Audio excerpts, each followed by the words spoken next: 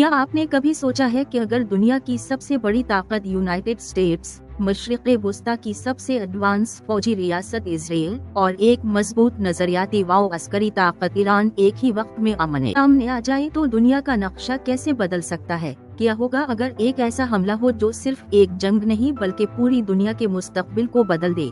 फरवरी 2026 की एक खामोश रात अचानक धमाकों से गूंज उठती है।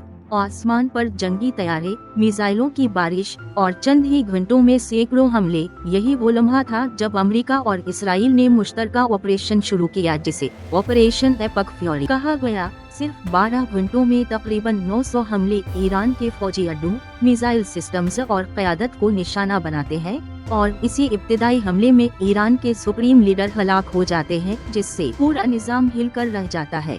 लेकिन कहानी यहाँ खत्म नहीं होती, बल्कि असल जंग इसके बाद शुरू होती है, क्योंकि ईरान फौरी रद्दअमल देता है। सैकड़ों बैलिस्टिक मिसाइल और हजारों ड्रोन पूरे मशरिक़ वुस्ता में अमरीकी और इस्राएली अहदाफ की तरफ बढ़ते हैं। दुनिया की फजाएं एक खतरनाक खेल का मैदान बन जाती हैं, जहां हर लम्हा तबाही का खतरा मंडला रहा होता है।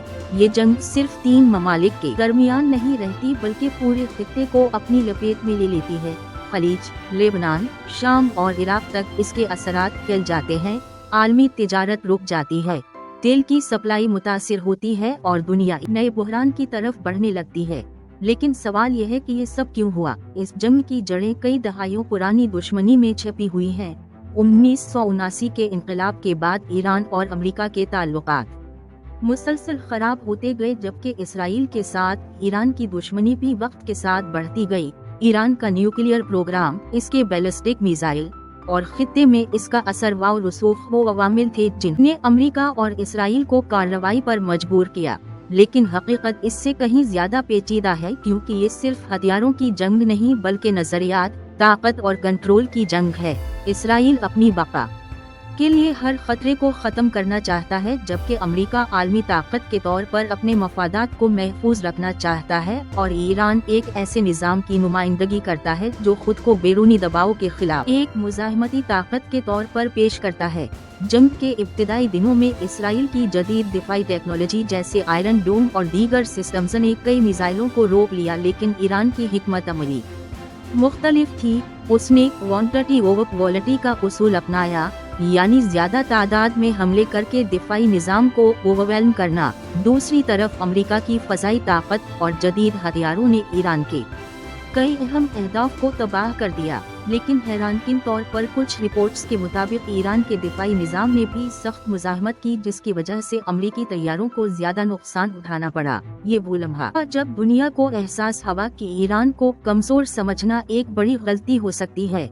जंग के साथ साथ सिफारती महाज पर भी सरगर्मियां जारी रहीं। पाकिस्तान में अमेरिका और ईरान के दरमियान मुज़ाकरात शुरू हुए, जो 1979 के बाद पहली बार इतनी बड़ी सतह पर हुए। लेकिन ये मुज़ाकरात भी गैर यकीनी सूरत हाल का शिकार रहे, क्योंकि दोनों फरीकों के दरमियान एतमाद की कमी बहुत ज्यादा थी। दूसरी तरफ इसराइल ने वाज़ेह कर दिया कि वो एक तवील जंग के लिए तैयार है और अपने इर्द गिर्द बफर जोन्स बनाने की पॉलिसी पर अमल कर रहा है, ताकि मुस्तकबिल के खतरात को कम किया जा सके। इस पूरे मंजरनामे में सबसे ज्यादा मुतासिर आम लोग हुए। सैकड़ों जानें ज़ाया हुई, हजारों लोग बेघर हुए और पूरा खित्ता एक इंसानी बुहरान की तरफ बढ़ने लगा। आलमी रहनुमा अमन की अपीलें करते रहे और मजहबी शख्सियात ने भी जंग को रोकने की बात की, लेकिन जमीनी हकीकत ये थी कि हर फरीक अपनी पोजीशन मजबूत करने में लगा हुआ था।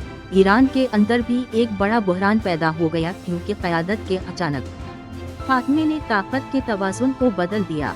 मुख्तलिफ ग्रुप्स के दरमियान कशमकश बढ़ने लगी और ये सवाल उठने लगा कि असल कंट्रोल किसके पास है, IRGC, हुकूमत या कोई और ताकत। इसी दौरान दुनिया भर के माहिरीन ये बहस करने लगे कि क्या ये जंग एक बड़ी आलमी जंग का आगाज है या सिर्फ एक महदूद तनाज़ो, क्योंकि इसके असरात सिर्फ मशरिक़ वुस्ता तक महदूद नहीं बल्कि आलमी मईशत, तवानाई के बाजार और बैनुल-अक़वामी सियासत पर भी पड़ रहे हैं। ये जंग हमें एक ऐसे दौर की तरफ ले जा रही है जहां ताकत का तवाज़ुन तेजी से बदल रहा है और जहां हर फैसला आने वाले कई सालों पर असर डाल सकता है। सवाल ये है कि क्या ये जंग किसी अंजाम तक पहुंचेगी या ये एक लंबी कशमकश में बदल जाएगी।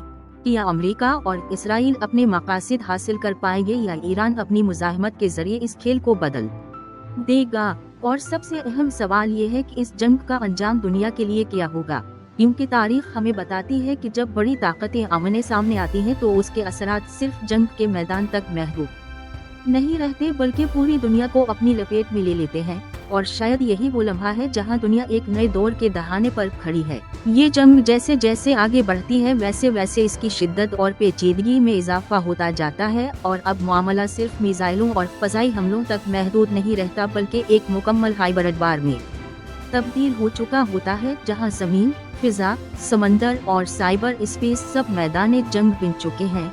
ईरान अपनी रिवायती हिकमत अमली यानी प्रॉक्सी नेटवर्क को पूरी ताकत के साथ फाल कर देता है। लेबनान में मौजूद ग्रुप्स, शाम के अंदर मौजूद मलेशियाज, इराक में इत्तेहादी क़ुव्वतें और खलीजी इलाकों में छपे हुए सेल्स अचानक मुतहर्रिक हो जाते हैं। एक ही वक्त में मुख्तलिफ महाज खल जाते हैं, जिससे अमेरिका और इसराइल के लिए सूरत हाल को कंट्रोल करना मुश्किल हो जाता है। इसराइल के शुमाली इलाकों में रॉकेट हमले तेज हो जाते हैं, सरहदी इलाकों में खौफ व हरास फैल जाता है और शहरियों को जेर जमीन पनाह गाहों में मुंतकिल किया जाता है। दूसरी तरफ खलीज में अमरीकी बहरी बेड़े को गैर मामूली खतरात का सामना करना पड़ता है, जहां ड्रोन बोट्स, मानस और एंटी शप मिसाइल्स एक नया चैलेंज बनकर सामने आते हैं।